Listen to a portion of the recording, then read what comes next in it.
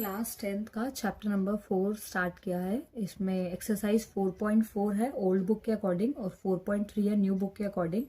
First question है find the nature of the roots and also find them. इसमें हमें ये इक्वेशन दे रखी है। इस इक्वेशन का सबसे पहले हमें रूट्स का नेचर बताना है, फिर उसे फाइंड करना है। तो इसमें सबसे पहले हम डी का फॉर्मूला लगाएंगे। डी का फॉर्मूला होता है बी स्क्वायर माइनस 4ac। इस फॉर्मूले को लगाने के बाद हमारे पास डी की वैल्यू आएगी। अगर डी की वैल्यू नेगेटिव आती है तो इसका नेचर क्या होगा, इट हैज नो रूट्स। किसके रूट्स नहीं है, ये इसको हम लिख सकते हैं it has imaginary roots. Imaginary roots तो हम सिर्फ इट हैज नो रूट्स लिखेंगे। और अगर डी की वैल्यू पॉजिटिव आती है तो लिखेंगे it has two different root. किसके दो डिफरेंट रूट है, या डिफरेंट की जगह हम यूज कर सकते हैं डिस्टिंक्ट रूट।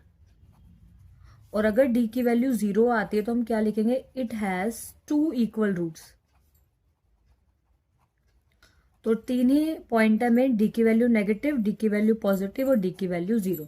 अगर डी की वैल्यू नेगेटिव है तब हमें क्या लिखना है, इट हैज नो रूट्स। अगर डी की वैल्यू पॉजिटिव है तो it has two different roots. अगर डी की वैल्यू 0 है तो it has two equal roots. इसका एक क्वेश्चन नेचर को लेके भी आ जाता है सॉल्व, तो नेक्स्ट क्वेश्चन में भी मतलब पूछा जा सकता है, बट सिर्फ नेचर भी क्वेश्चन में पूछ लेते हैं। तो अब इसको क्वेश्चन को स्टार्ट करते हैं। ये ए, ये बी, ये सी। तो ए की वैल्यू है हमारी 2, बी की वैल्यू है हमारी -3 और सी की वैल्यू है 5। फर्स्ट वाला ए, फिर बी, फिर सी। तो डी का फॉर्मूला लगाते हैं। डी का फॉर्मूला है बी स्क्वायर माइनस 4ac। अब वैल्यू पुट करते हैं। बी की जगह पर -3 का स्क्वायर, -4, ए की जगह पर 2 और सी की जगह पर 5। -3 का स्क्वायर हो गया 9, -4 2 8, 8 5 40। तो आंसर 40 में से 9 गया, 31 आ गया बड़े का साइड। अब क्योंकि आंसर नेगेटिव आ रहा है तो हम क्या लिखेंगे, इट हैज नो रूट्स। तो ये इसका नेचर हो गया, इट हैज नो रूट्स।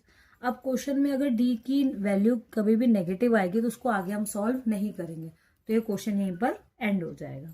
अब नेक्स्ट पार्ट स्टार्ट करते हैं। नेक्स्ट पार्ट में ए की वैल्यू 3, बी की वैल्यू -4√3 और सी की वैल्यू 4।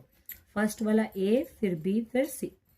अब कई बार क्वेश्चन आगे पीछे भी दे रखा होता है, पर हमें ये ध्यान रखना है जो एक्स स्क्वायर के साथ होगा वो ए होगा, जो एक्स के साथ होगा वो बी, और जो नॉर्मल नंबर होगा वो सी होगा। ठीक है, तो फॉर्मूला लगाते हैं डी का। D equal to b square minus 4ac।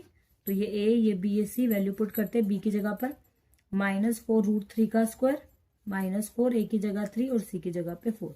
अब इसका स्क्वायर कर लेते हैं। तो -4√3 मल्टीप्लाई -4√3, दोनों को मल्टीप्लाई करेंगे क्योंकि स्क्वायर है।